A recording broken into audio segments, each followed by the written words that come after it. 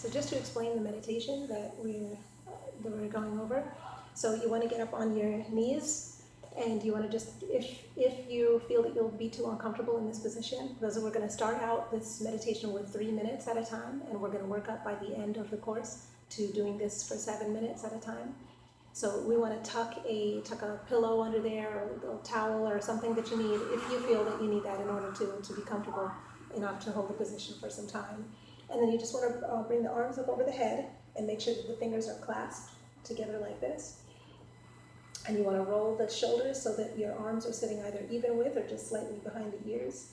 And so the chant is Ma'a Keru. And as you say Ma'a, you pull the navel in toward the spine, and then Heru. I mean, you just relax the diaphragm, relax the whole stomach region. Ma'a Keru, Ma'a Keru. And Ma'a Keru, this chant means being true to the highest reality, being true to yourself in thought, word, and deed. And the importance of this is actually that we need to have an honest conversation with our body. So the messages that our body tells us, our body has messages all the time. And a lot of the messages that it has for us are either painful, they're traumatic, because the good stories, as I was saying in another video, the good stories we wear up here. The good stories, we say them out loud. But the difficult, painful, harsh, hard stories that we don't really want to think about, or that we don't have time to process, we tuck those away. So when we actually start having these conversations with our body, a lot of times we're not honest in our asking, because we're like, oh, what do you want to do? But we don't really want to hear the answer. So we're asking in a not honest way. So Ma'a Keru is being true of thought, word, and deed to your highest reality. So our highest reality right now, our highest focus, is the healing of this internal, of this vessel that we have brought since we got here, and that we will be in until we leave here. This is our highest reality right here. This is where all of our messages, all of our stories, all of our destiny is contained in our capacity to exist properly within this vessel. So this is our highest reality, and we need to be true to it. When we, as women, we always put other people before us, always, always, always. And when we don't put others before us, we're told that we're selfish. We're told that we have other, that something's wrong. In some way, we're made to blame for needing time for self-care, or for treating ourselves well. And that's a really difficult problem. That's a social problem. But regardless of whatever they're doing out there, we in here need to know in our own space, we need to give ourselves the time and the space to be healthy, to be well, and to not feel guilty about that. That's something that I struggle with. I was raised as a doer, and you have to do all the time, and so I don't stop doing until I collapse, and then I'm exhausted. And a lot of times we just work ourselves to exhaustion. So when our body says I'm tired, and we say, oh, well, I have one more thing to do, that's not being true to our thought, word, and deed, to our highest reality. This is our highest reality. When she says I'm tired, I have to make a way for her to get some rest. She is my responsibility. I need to care for her. If she asks me for rest, and I ignore her, and I keep ignoring her, and I keep ignoring her, she's going to start to tell me in other ways. I told you I'm tired. I said I'm tired. Okay. Lungs, have you got anything extra I could have? Oh, you know what? I don't have anything extra, but let me get some weed. If I take some weed, that's going to give a little pop into my lungs. Let me get a cigarette. That'll wake us up. Kidneys, have you got anything? Nah, but you know what? Let's dump some coffee in there. That'll give us a jolt.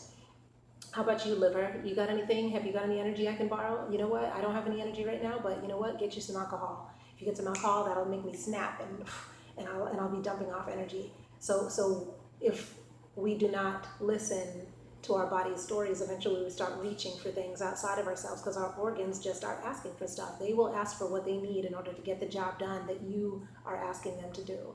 They will never say no to you. Never. Your organs will never say no to you.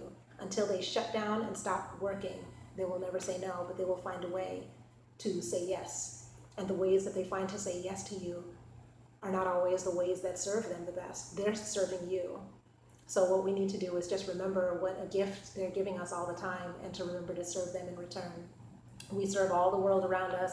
We serve our children, serve our husbands, serve our boss, serve our community, serve our neighbors, but we don't often take the time to just serve this most important vessel, the one that we wear and ride around it all the time.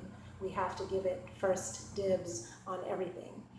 So that meditation specifically is about waking up that conversation between us and our body, so that we can have an honest conversation, and so that whatever that story sounds like, that we're willing to listen to it. And when we, in just giving it like a visual example too, just about unraveling the body story. Once we start to actually unravel the body story, it's the same thing. It's like when these scientists unravel DNA, they did pull out these balled up little strands that are tucked inside of one tiny cell.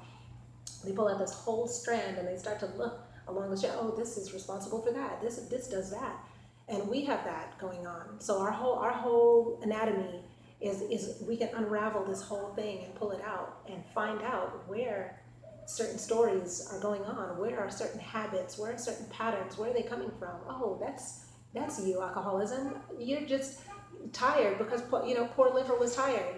Oh, that's your story. I mean, all of these stories. That's you, fibroids. You just keep getting dumped on, and you're tired. You want to process this stuff out of you better. Okay, and once you see everything all pulled out, you can start to change your stories, because all of our entire destiny is wrapped up in what is going on here. This story feeds the story to the heart feeds the story to the aura attracts and repels whatever is necessary in the entire universe to bring to us and send from us, so that our destiny can be fulfilled.